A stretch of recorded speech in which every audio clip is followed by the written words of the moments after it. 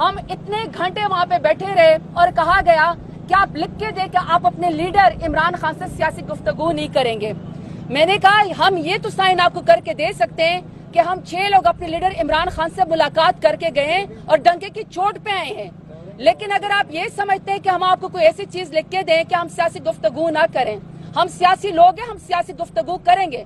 ہم سیاست کو عبادت سمجھ کے کرتے ہیں. ہمارا جینا مرنا پاکستان تحریک انصاف میں ہے اور عمران خان کے ساتھ ہے. میں آخری بات کرنا چاہتی ہوں اور اسد کیسر صاحب کو مائک دینا چاہتی ہوں.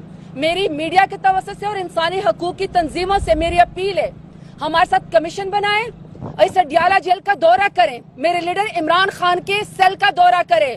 کون سی چیز عوام سے اور ہم سے چھپائی جا رہی ہے؟ کیوں ہمیں ان سے ملنے نہیں دیا جا رہا؟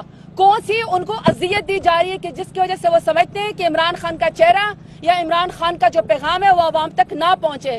عوام جڑے ہوئے ہیں اور وہ سمجھتے ہیں کہ پاکستان کو بحران میں سے صرف ایک ہی لیڈر نکال سکتا ہے اور اس کا نام ہے عمران خان.